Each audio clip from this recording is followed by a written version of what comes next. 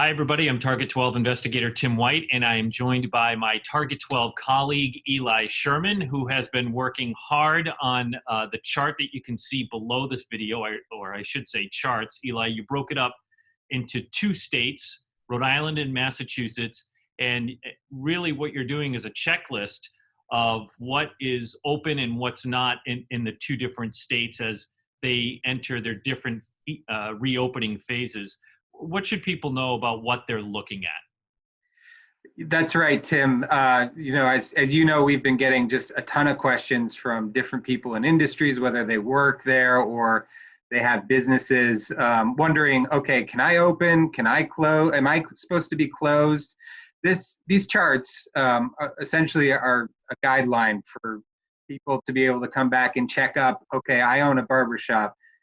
Am I allowed to be open right now? You can see clearly from the charts there are a check mark if it's okay and an X if it's not. And we put in some notes there so that you can have an idea as to when things might change. Right. And it's, a check mark, a green check mark isn't always an exact opening, right? It can mean a partial opening for something, which is why you put in some specific notes in one of the columns and then a link to more information if it's not a clean yes or no kind of an answer.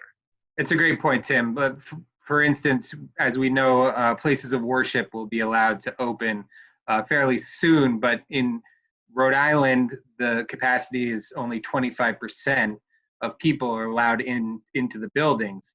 Now, it's important that we separate these by state because, as people will see when we're taping this video, that is quite a bit different in Massachusetts, where it's 40% capacity. So it's important to know, as we are such a close state with Massachusetts, to know the difference between our neighbor to the north. Well, and you bring up an important point that we should raise early, and that is we are taping this conversation, you and I, on Thursday, May 21st. And as you say, the data as we talk is one way. Can people expect that this chart is going to change, say, 3, 4, 5 weeks down the road? Absolutely, Tim.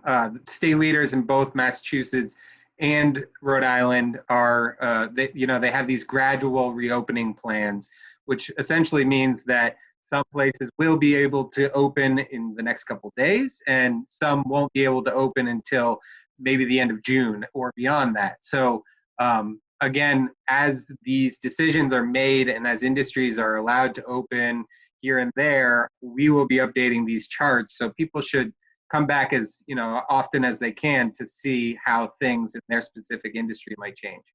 All right, a final thought here, Eli. Since you've been working on this, it's clear as you look at the charts, Rhode Island and Massachusetts, the two states, the two governors in each state, probably a better way to put it, are taking two really different approaches to all the different aspects of it. As you were researching this, what did you make of that?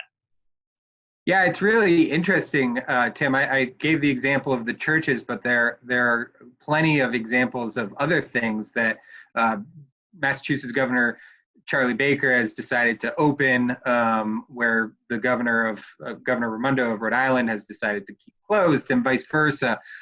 One of the main factors is that Rhode Island decided to lift its stay-at-home order on May 8th, which launched the phase 1 of the reopening for the state, whereas that didn't happen in Massachusetts until May 18th. So whether that means that Massachusetts will be slightly behind Rhode Island in the reopening moving forward, it's not entirely clear because a lot of things are up in the air, and scientists are still monitoring how this disease might flare up once people are coming out of their homes and getting back to regular activities. All right, so if I could suggest to people who are watching this video, you might want to bookmark this page that Eli has worked on, and then that way when it gets updated throughout the weeks, you can just click on it and see what's changed and, I suppose what has not.